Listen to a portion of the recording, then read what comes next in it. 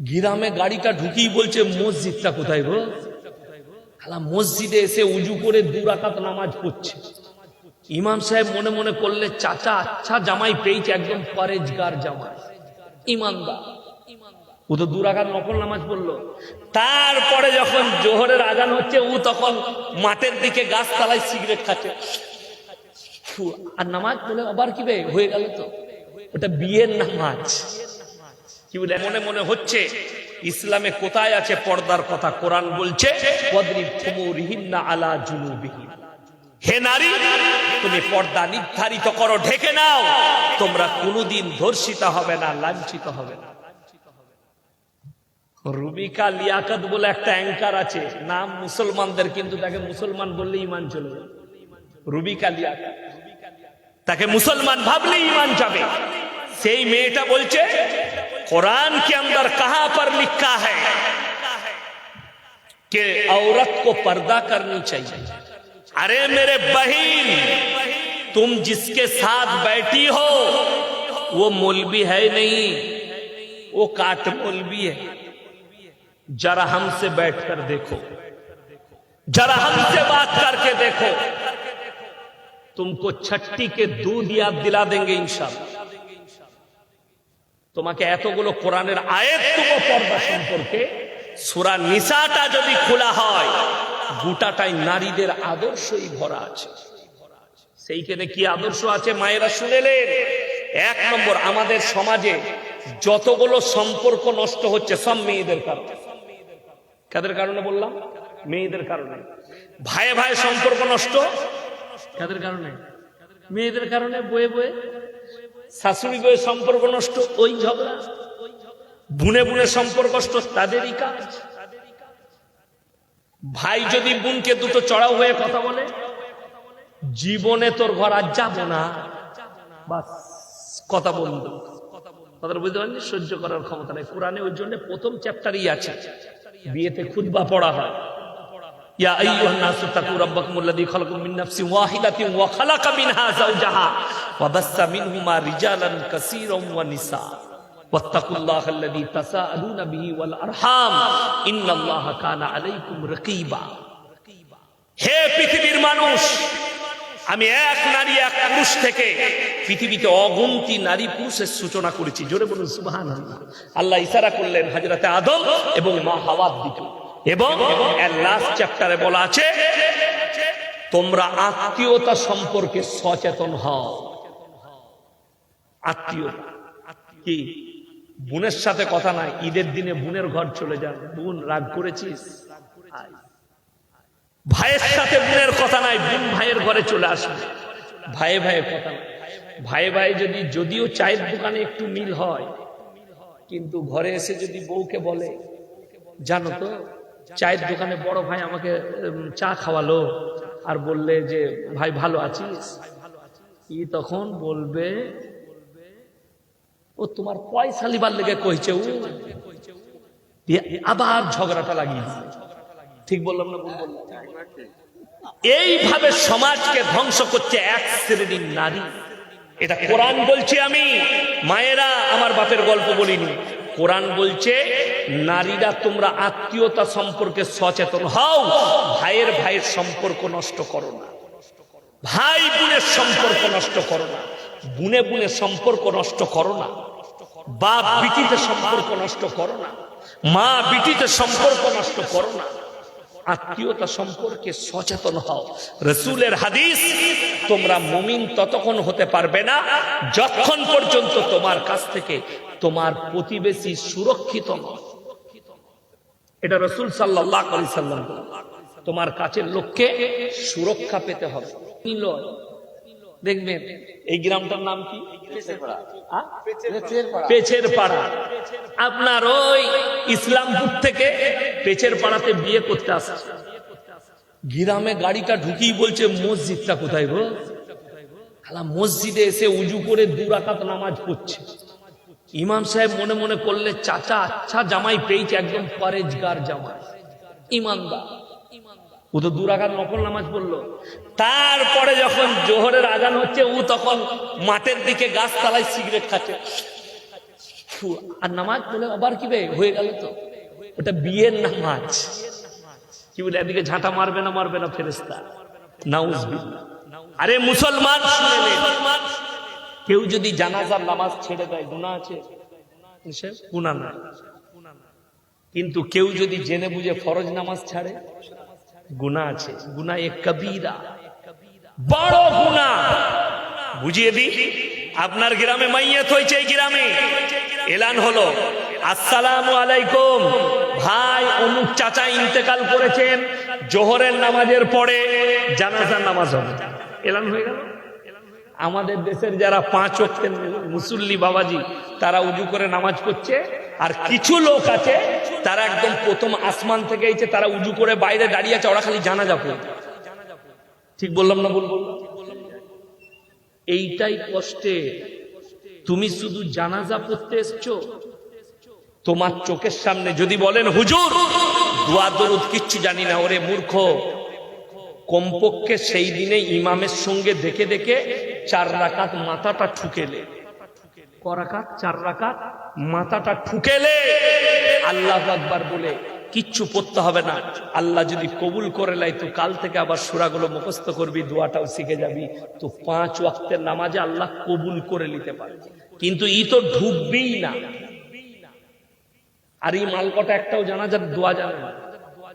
আমার এলাকায় আমার আত্মীয় মারা গিয়েছিল, আমরা বাপ বেটা গেলাম আসরের নামাজের পরে। জানেন আশ্চর্য ঘটনা বলছি, ইমামটা আমাদের ছাত্র, তো গেলাম আমাদের আত্মীয়, আমরা বাপ বেটাই গেলাম একটা গাড়িতে।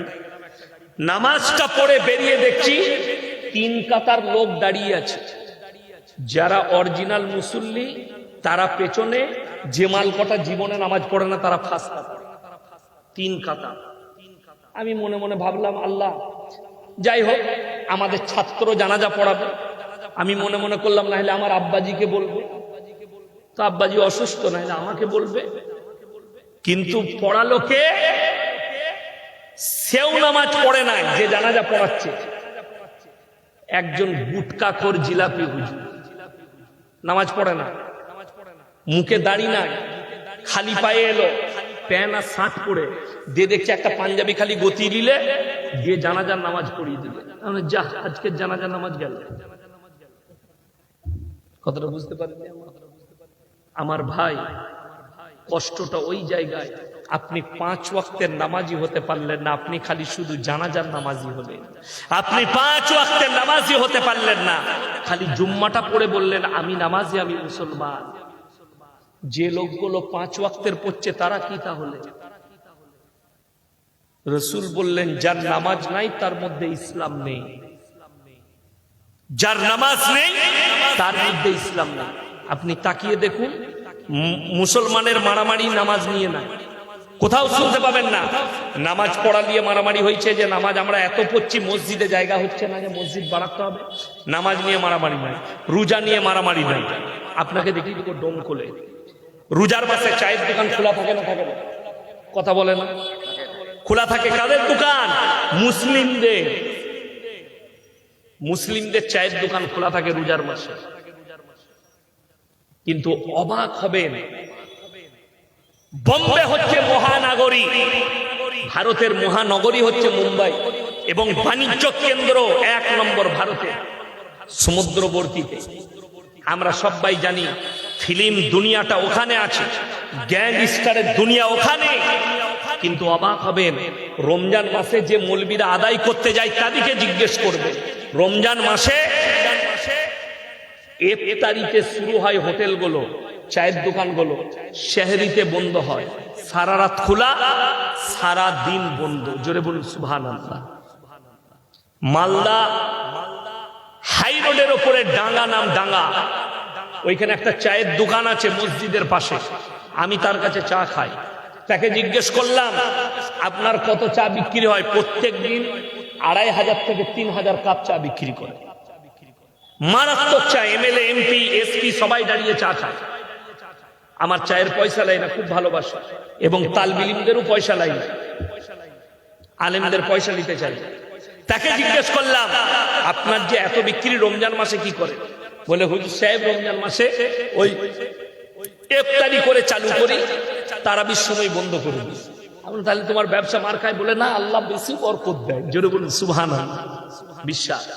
আপনাকে বর্তমানে দেখাবো মুসলিম হোটেলগুলো চাদর টাঙ্গিয়ে, পর্দা টাঙ্গিয়ে ভেতরে বেরোজগার হারামখোরগুলোকে খাওয়াচ্ছে।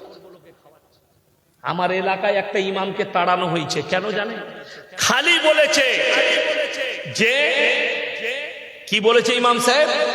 মাইয়াত বাড়িতে রমজান মাসে গ্রামের মোড়ল এলান করছে, যারা মেহমান এসছেন তারা খানা খেয়ে যাবে। ইমাম সাহেব বললে রমজান মাসে খানার এলান করা হারাম। সকালবেলায় মসজিদ কমিটি ইমামকে তাড়িয়েছে, ইমামের চাকরি চলে গেল। আর রমজানের পরে ঈদের পরে আমার একটা জলসা ছিল, আমি সেইখানে বললাম রমজান মাসে মাইয়াত বাড়িতে খানা রান্না করাই হারাম। তখন সবাই বলছে হুজুর একদম হক কথা বলেছে। আমি বললে হক আর ইমাম বললে তাড়াবি কেন? এই তো জানে ইয়াসিন সাহেবের চাকরি যাবার ভয় না। আমার চাকরি যাবার ভয় আছে? আমি আজকে এখানে বায়ান করছি, আমার চাকরি যাবার ভয় নেই। পয়সা ফেকো, তামাশা দেখো, বায়ান শুনবে না, গাড়ি চাপো, পালিয়ে যাবে। আবার যেখানে আসবো একই কথা বলবো, আমার চাকরি যাবার ভয় নাই, কিন্তু ইমামের ভয় আছে। আপনি ইমামকে তাড়িয়ে দিবেন হক কথা বললে, আর ইয়াসিন বললে ওই কথাটাই হক হয়ে যাবে। আল্লাহর কাছে কি জবাব দিবেন ভেবে দেখুন। এই যতগুলো মাদ্রাসা আছে দমকলে, একটা মাদ্রাসাওয়ালা উত্তর দিতে পারবে আমাকে যে আমাদের মাদ্রাসায় অমুক গ্রাম থেকে গ্রামের মানুষ এসেছিল, যে হুজুর শর্তগুলো লিখে দেন তো, কি কোন কোন লোক মসজিদ কমিটিতে থাকতে পাবে, তার কি কি শর্ত, সেক্রেটারি, মোতোয়াল্লি, কেসিয়ার, কোন কোন শর্ত থাকলে সেক্রেটারি হতে পাবে? একটা মাদ্রাসা এসছে? কোনদিন আসে না। কেন?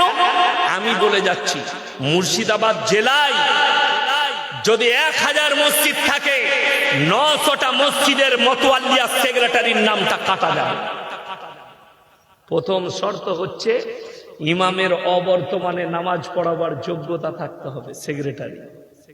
দ্বিতীয় নম্বর, আমানতদার হতে হবে। তৃতীয় নম্বর, নামাজি মুসল্লি দিনদার হতে হবে। আমাদের দেশে মোতোয়াল্লি কে হয় জানে? আচ্ছা, আপনাদের এই যে মসজিদ, এত সুন্দর মসজিদ, এখানে যদি কেউ মদ খেয়ে ঢুকে প্রবেশ করতে দিবে? কথা বলেন না। গ্রামের লোক বিচার ডাকবে, তার ডাকবে না? ডাকবে না। কেন ঢুকলি? গাঁজা খেয়েও ঢুকতে পাবে না। আশ্চর্যের বিষয়, সুদ খেয়ে ফাঁস কাতারে নামাজ পড়া যায়। ঠিক বললাম না ভুল বললাম? সুদ খেয়ে বড় লোক পশ্চিম বাংলায় অনেক আছে। সুদ খেয়ে বড় লোক হয়েছে, টাকা হয়েছে, বলে ওর টাকা আছে, মসজিদে 1 লাখ টাকা দিয়েছে। সুদ খেয়ে বড় লোক না, হারাম খেয়ে জানে না, ওকেই মসজিদের সেক্রেটারি করে। তুমি বলছো দিনকে মহব্বত করি, দিনকে ভালোবাসি, সততা তুমি জানো না। আল্লাহ রাব্বুল ইজ্জাত আমাদেরকে হেফাজত করুক, বলুন আমিন। আজকে বড় কষ্ট এইটাই, মানুষ দিন বুঝতে পারল, বদদিনীর ওপরে টিকে গেল মানুষ আজও পর্যন্ত। হাইরে মুসলমান, আজকে গাজা ফিলিস্তিনে মার খাচ্ছে মুসলমান, চারিদিকে হাহাকার চলছে। গাজা আর ফিলিস্তিনের ফটোগুলো দেখুন, যেগুলো ভেঙে গেছে স্তূপের ভেতরে, ওই ভাঙা চূড়া পাত্রগুলো নিয়ে বাচ্চা বাচ্চা ছেলেরা খাবারের লাইনে দাঁড়িয়েছে, খাবারের লাইন। আপনি কি মনে করছেন দমকলে বাস করছি? মুর্শিদাবাদ জেলায় 75% মুসলমান, আমরা ভালো জায়গায় আছি। আল্লাহ রসুল সাল্লাল্লাহু আলাইহি সাল্লাম বলেছেন পৃথিবীতে মহাযুদ্ধ হবে, হাদিসে আছে মহাযুদ্ধ। গোটা পৃথিবীটা এই যুদ্ধ লেপেটে আসবে।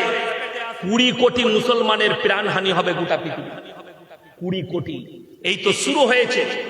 আরব দুনিয়াকে দেখতে পাচ্ছেন না? দুম্বা খাচ্ছে, উট খাচ্ছে, ফাংশন করছে, নাচ গানা করছে। দুবাই, কাতার, আরব আমিরাত, কুয়েত, এদের মজাটাও বেরোবে। সবাই এই যুদ্ধের লেপেটে আসবে, তবেই তো কিয়ামত সংগঠিত হবে। গোটা পৃথিবীতে মহাযুদ্ধ হবে। সেই যুদ্ধটা আল-আকসা নিয়ে নয়, গাজা ফিলিস্তিন নিয়ে নয়, যুদ্ধটা হবে ফোরাত নদী শুকিয়ে গিয়ে সোনার পাহাড় বের হবে। আল্লাহ রাসূলের হাদিস আর সেই সোনার ভান্ডার নিয়ে গোটা পৃথিবী যুদ্ধে জড়াবে। খোরাসান থেকে একটা দল বের হবে, সেই দলটাই হবে সব থেকে পৃথিবীর শক্তিশালী, অত আধুনিক অস্ত্র নিয়ে তারা যুদ্ধে নামবে। সেই দলটাই হবে ইমাম মেহেদীর দল। জোরে বলুন সুবহানাল্লাহ। তারা যখন যুদ্ধ করতে লাগবে, পৃথিবীর আর একটা শক্তিও তাদের সামনে দাঁড়িয়ে টিকতে পারবে না। আর তারা গিয়ে আল আকসায় ঝান্ডা গাড়বে, পৃথিবীতে ইসলাম প্রতিষ্ঠিত হবে। যারা ভাবছে আর স্বপ্ন দেখছে, আমাদের দেশের অন্ধভক্ত থেকে শুরু করে গোবরখোর আর মুদখোররা কান খুলে শুনে নাও। যারা স্বপ্ন দেখছো কোরআনকে মিটাবো, ইসলামকে মিটাবো, আমার আল্লাহ কোরআনে ওয়াদা করেছেন ফালান তাজিদ লিসুন্নাতিল্লাহি তাবদীলা। কিয়ামত পর্যন্ত আমার বিধানের একটা জের জবরকে পরিবর্তন করার ক্ষমতা পৃথিবীর কোনো শক্তির নাই। জোরে বলুন সুবহানাল্লাহ। আপনি এটা বিশ্বাস রাখুন, এটার উপরে ঈমানকে টিকিয়ে রাখুন, কেউ করতে পারবে না। ইসলাম প্রতিষ্ঠিত হবে গোটা পৃথিবীতে, ইসলামের ডাঙ্কা বাজবে, ইসলামের ঝান্ডা। যেমন বলে দিই, ওই খপ্পরে পড়বেন না। গোলাম আহমদ কাদিয়ানির দল, কাদিয়ানি একটা ফিরকা, তাদেরকে প্রত্যেকটা পৃথিবীর উলামারা কাফের ফতোয়া দিয়েছে, ইসলাম থেকে তারা বঞ্চিত, ইসলাম থেকে বাইরে। তাদেরকে এই ফতোয়া তাদের উপরে গোটা পৃথিবীর মুক্তিরা লাগু করেছে। কেন? তারা বলে তাদের মধ্যে দুটো দল আছে। এক দল বলছে গোলাম আহমদ কাদিয়ানি হচ্ছে ঈসা মাসীহ, নাউজুবিল্লাহ। তার সঙ্গে স্বপনে যুদ্ধ হয়েছিল কার? স্বপনে মুনাজারা হচ্ছে কার? শাহ আতাউল্লাহ বুখারী রাহমাতুল্লাহ আলাইহি। স্বপনের ব্যাখ্যা তিনি বললেন, স্বপনে বলছেন গোলাম আহমদ কাদিয়ানিকে, तुम्हारे सामने तो गुलाम है, तुम गुलाम अहमद कादियानी हो, तुम अहमद कैसे हुए? तो তিনি উত্তর দিচ্ছেন গোলাম আহমদ কাদিয়ানি। সেই শয়তান বলছে गुलाम तो हमारे माँ बाप ने गलती से लगा दिया, असल में मैं अहमद हूं। शाह अताउल्लाह बुखारी रहमतुल्लाह अलैह उत्तर दिচ্ছে मैं अल्लाह बोल रहा हूं, तू हरगिज नबी नहीं है, तू शैतान है। बोले तुम अल्लाह कैसे हुए? बोले मेरे माँ बाप ने आता गलती से लगा दिया, असल में तो मैं अल्लाह बोल रहा हूं। এটা ব্যাখ্যা আছে, শাহ আতাউল্লাহ বুখারী রাহমাতুল্লাহ আলাইহি লিখেছেন বাজাপ্তা। কার জন্য? গোলাম আহমদ কাদিয়ানি। গোলাম আহমদ কাদিয়ানি ছেলে তার কিতাবে লিখেছে বাপের জন্য, আমার আব্বা এত ভালো নবী ছিল, এত সরল ছিল, যে ভোরের বেলায় নামাজ পড়তে যাচ্ছে পাগড়ি মনে করে আমার মায়ের ছায়াটা লেপটিয়ে চলে গেছে। আমার গরু ওটা পাগল, নাহলে গাঁজাখোর হবে। গোলাম আহমদ কাদিয়ানি সাবধান, ঈমান ধ্বংস হয়ে যাবে। তাদের মধ্যে দুটো দল, একজন বলছে সেই হচ্ছে আখরি নবী, আর আল্লাহ কোরআনে বলেছেন পৃথিবীতে আর কোন নবী আসবে না। নবুওয়া খাতাবান নবিয়্যিন, নবুয়তের দরজা আল্লাহ বন্ধ করেছেন। আর রাসূল বলেছেন আমার পরে যদি আল্লাহ কেউ কি নবুয়ত দান করতেন, তিনি হচ্ছেন হযরতে উমরে ফারুক রাদিয়াল্লাহু তাআলা। জোরে বলুন না সুবহানাল্লাহ। এই শয়তান কি করে পাবে? পাঞ্জাবে জন্ম নিয়েছে, মিথ্যাবাদী দল। শুধু তাই নয়, তাদের আর একজনের আকীদা হচ্ছে একটা দলে যে ঈসা মাসীহ ওই ছিল, মারা গেছে। এই আকীদা যার কাছে পোষণ করবে সে বেঈমান হয়ে যাবে। আল্লাহ রাব্বুল আলামিন হযরতে ঈসা মাসীহকে তুলে নিয়েছেন। হাদিসে আছে রাসূল আকরাম সাল্লাল্লাহু আলাইহি সাল্লাম বললেন, আসরের নামাজে দামাস্কের মসজিদে আসরের নামাজে নামানো হবে হযরতে ঈসা মাসীহকে। কখন? যখন দাজ্জালের আবির্ভাব চলবে। এখন তো মানুষ ঈমান হারাচ্ছে কি দেখে? দুটো আশ্চর্য বিষয় দেখে ঈমান হারিয়েছে। আপনার ঈমান এত দুর্বল। আমি সেদিনে দেখছিলাম মোবাইলে, উত্তরপ্রদেশের একটা মুসলিম পরিবার, সে গেছে বাগেশ্বর ধাম বাবার আশ্রমে। সেখানে বক্তব্য চলছে, যেখানে বাবা পর্চি বানায়। গিয়ে বলছে বাবা, মাথায় আমাদের মতো টুপি আছে, बाबा मैं मुसलमान हूं, हमारा परिवार मुसलमान है, हमारा कुछ बात है, हम आपसे बात करना चाहते हैं, हमारा प्रॉब्लम है। बाबा संगे संगे पर्ची बनालेन तुम्हारा बाप का नाम ये है, तुम्हारा माई का नाम ये है, तुम्हारा गांव का नाम ये है, तार पुरो डिटेल्स बोले दिले তোমার এই রোগ হয়েছে। কে? বাগেশ্বর ধাম বাবা। তারা বলছে बाबा के पास कुदरती एक शक्ति है। मेरे दोस्त, ये तो छोटा दज्जाल है, এটা তো ছোট দাজ্জাল, খালি কুंडली বলছে जब बड़ा दज्जाल आएगा, বড় দাজ্জাল যখন আসবে আসমানে মেঘ থাকবে না, বৃষ্টি বর্ষণ করে তোমার চোখের সামনে দেখাবে, মৃতকে জীবিত করে দেখাবে। কেন? ওইখানেই ইমানদারের পরীক্ষা করবেন আল্লাহ। যে দাজ্জালকে মেনে নিবে তার ঈমান ধ্বংস হবে, যে দাজ্জালের কাছ থেকে অস্বীকার করে রাসূলের কালমার উপরে টিকে থাকবে তারাই কামিয়াবি লাভ করবে। জোরে বলুন সুবহানাল্লাহ। আপনি কাকে বিশ্বাস করছেন? আমাদের দেশটা তো ধ্বংস হলোই করে। তাবিজ, পানি পড়া, তেল পড়া, ছেলে হচ্ছে না বলে তাবিজে ছেলে হয়ে যায়, রোগ ভালো হচ্ছে না বলে তাবিজে রোগ ভালো হয়ে যায়। আপনি চলুন, আমার বাড়ি থেকে এইখানে 240 কিলোমিটার রাস্তা, 240,000-এর বেশি মাজার আছে। এখানে হাজী সাহেব কে আছে? হাজী সাহেব আছে? জিজ্ঞেস করুন হাজী সাহেবকে গিয়ে। মক্কা থেকে মদিনা 470 কিলোমিটার রাস্তা, একটাও মাজার একটা নেই। আর আমার বাড়ি থেকে এখানে 240,000-এর বেশি আছে। ভারতে যদি 1 লাখ মাজার থাকে, 95,000 মাজারে মাল নয়, ফাঁকা। কি চলছে? বাজার। কিসের বাজার? খেতে হবে করকম। আমার ভাই, আল্লাহর কাছে যতগুলো পাপ আছে সব থেকে নিকৃষ্ট পাপ হচ্ছে শিরকের পাপ। কিসের পাপ বললাম? শিরকের পাপ। একটা আমি খালি সামান্য উদাহরণ দিই। আমাদের দেশে হিন্দু ভাইরা তাদের অনুষ্ঠান করে, তারা ধর্ম পালন করে, পুজো করে, মাটির মূর্তি তৈরি হয়, পুজো হয়।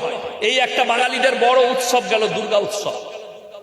তারা মাটির প্রতিমা তৈরি করে তার কাছে ভালো মন্দ চায়, তাকে সিজদা করে। আচ্ছা, এটা ইসলামের শিরক না শিরক? শিরক। আল্লাহ কোরআনে বলেছেন ইন্না শিরকা লাযুলমুন আযীম। আমি আল্লাহ ইচ্ছা করলে সব গুনাহ ক্ষমা করব, কিন্তু কেউ যদি জেনে বুঝে শিরক করে সেই গুনাহ আল্লাহ ক্ষমা করবেন না। চলুন, এইটা যদি শিরক হয়, মুসলমান গাছতলায় ঘোড়া রেখে, মাটির ঘোড়া রেখে আগরবাতি মোমবাতি সিজদা দিচ্ছে, সেইটা কি করে যায়? কথাটা বুঝতে পারেননি? এটা শিরক হলে ওইটা কি করে ইমানদারি হবে? ওটা কি করে দিন হবে? চাদর টাঙ্গিয়ে দমকল থেকে পায়ে করে হেঁটে যাচ্ছে, কোথা বলে পাথর চাবড়ি, বলে কি ব্যাপার খালা হেঁটে যাচ্ছ? বাবা হজের নেকি পাবো, হুজুর বলেছে। তোর হুজুর মার খাবে, তুইও খাবে, হজের নেকি দেবে। নাউজুবিল্লাহ। কে বললো? কে বলে দিলে? আপনি অবাক হবেন। আমি কালকে শোনাচ্ছিলাম, আমার মোবাইলে রেকর্ডিং করা আছে, মানে রেকর্ডিং বলতে আমি লোড করে রেখেছি। উত্তরপ্রদেশের একটা বক্তা, আপনারা বলুন, কিয়ামত পর্যন্ত রাসূল সাল্লাল্লাহু আলাইহি সাল্লামের থেকে সম্মানী ব্যক্তি কেউ আসতে পারে? জীবনে আসবে, কিয়ামতের সকাল পর্যন্ত তিনি শ্রেষ্ঠ ব্যক্তি। আচ্ছা, আল্লাহর কাছে আল্লাহর রাসূলের মর্যাদা বেশি হবে না কোনো পীরের মর্যাদা বেশি হবে? রাসূলের বয়ান হচ্ছে, শুনলেন কি বললেন? মেরে ভাইও, আমার ভাইয়েরা, মায়েরা, বোনেরা, আমার বাবাজিরা, আমার সোনার লালেরা, 24 পরগনা থেকে এসে বয়ান করছে। কি বলে? কানে হাত লাগিয়ে। আর যদি সুর করে বক্তব্য দেয় না, মেয়েরা বলে কি ভালো সুর লো, গলা খান কম, ওই করে শেষ করলে সমাজ। সুরেতে শেষ। বুঝলি কি? বলে বুঝিনি কিছু, সুরটা দেখেছে, হুজুরের সুর ভালো, ওই করেই তো সমাজ শেষ। কানে হাত দিয়ে বলছে, ও মামারা, মায়েরা, ও বাবাজিরা, বড় পীর আব্দুল কাদের জিলানী রহমাতুল্লাহ আলাইহি দস্তরখানে খানা খেতে বসেছেন। দস্তরখানেতে খানা খাচ্ছেন, তেনাকে দেওয়া হয়েছে দেশি মুরগি, দেশি মুরগি দিয়ে ভাত খাচ্ছেন। তেনার একজন মুরিদ জিজ্ঞেস করলেন, বাবা আপনি একটা জান মেরে খাচ্ছেন? বড় পীর বললে, বাবা আমি যে মুরগি খাচ্ছি, খাবার পরে ওই মুরগিটাকে আবার জীবিত করার ক্ষমতা আমার আছে। নাউজুবিল্লাহ বলে মুরগিটা খাওয়ার পরে বড় পীর আবার মুরগিকে জীবিত করে দিলে। যতগুলো মৌলবি আছে তোমার থেকে বেশি বড় পীর আব্দুল কাদের জিলানী রহমতুল্লাহ আলাইহিকে ভালোবাসি। আজকে যদি বড় পীর জীবিত থাকতেন আব্দুল কাদের জিলানী রহমতুল্লাহ আলাইহি, এই জিলাপি হুজুরগুলোকে কাফের ফতোয়া দিতে, খালি এই বক্তব্য দেওয়ার কারণে। সেটা কে সেন্ড করেছে জানেন? সেটাকে কে টোল করেছে? একজন অমুসলিম ভাই, যে এরা বলে আমাদের ধর্ম কাল্পনিক, তো তোদেরও তো ধর্ম গল্পই ভরা। তারা তো আর জানে না ওই গুটকাখোরের দলটা আলাদা। যে আজকে ওই কথা বলে, একটা হাদিস যদি পৃথিবীর কোন মৌলবি দেখাতে পারে, শুধু এই দমকল লয় আর মুর্শিদাবাদ আর ভারত লয়, একটা হাদিস আমি চ্যালেঞ্জ দিলাম, জয়ীফ হাদিস একটা বার করে নিয়ে এসো যে আল্লাহ রাসূল সাল্লাল্লাহু আলাইহি সাল্লাম দুম্বার মাংস খেয়েছেন, দুম্বাটাকে জীবিত করেছেন, বকরির মাংস খেয়েছেন, বকরিটাকে জীবিত করেছেন। একটা দেখাতে পারবেন না। রাসূলের থেকে মর্যাদা বড় পীরের কি করে হলো? কষ্টটা ওই জায়গায়। বলছে বিনা উজুতে বড় পীরের নাম নিলে মানুষ মারা যেত। নাউজুবিল্লাহ। মানুষ যদি বিনা উজুতে বড় পীরের নাম নিলে মারা যায়, আচ্ছা এখানে সবারই উজু আছে? কথা বলে না? অধিকাংশ লোকের উজু নাই। ঠিক বললাম না বীর বললাম? বেশিরভাগ লোকের উজু নাই। সবাই একবার আমার সঙ্গে বলুন সাল্লাল্লাহু আলাইহি ওয়াসাল্লাম। আরে বলুন না, দরুদ পড়ুন নবীজির উপরে সাল্লাল্লাহু আলাইহি ওয়াসাল্লাম। আচ্ছা কেউ মরলো? নবীজির নাম নিলে মানুষ মরে না বিনা উজুতে। আর জিলাপি হুজুর বলছে বিনা উজুতে বড় পীরের নাম নিলে মানুষ মরে যায়। কত বড় মানুষকে গুমরাহ করা হচ্ছে। তোমার থেকে বড় পীরকে বেশি ভালোবাসি। তোমার থেকে খাজা মঈনুদ্দিন চিশতি রহমতুল্লাহ আলাইহি 12 বছরের পর থেকে মৃত্যুকাল পর্যন্ত একদিনও তাহাজ্জুদের নামাজ কাজা করেন। আর এই হারামখোর গাঁজা খেয়ে খাজা বাবার মাজারে পড়ে আছে, গাঁজার টান। আপনি ওটাকে দিন মনে করেছেন? না। যদি কবরে চাদর চড়ানো জায়েজ হতো, শুনে রেখে দেন, আল্লাহর রাসূলের কবরটা আসমান পর্যন্ত হিরে মতি মুক্ত চাদরে ঢেকে যেত, ঠিক কিনা? রাসূলের কবরে জায়েজ নেই, পৃথিবীর আর কোন মৌলবি মুল্লা পীর ফকিরের কবরের জন্য জায়েজ হবে না। ইসলামী দৃষ্টিতে বাংলাদেশের হাসিনার বাবা শেখ মুজিবুরকে জাতির পিতা বলা যাবে? তুমি নিজের বাপ বলো, তোর বাপ নাই, জাতির পিতা কেন বলতে যাবে?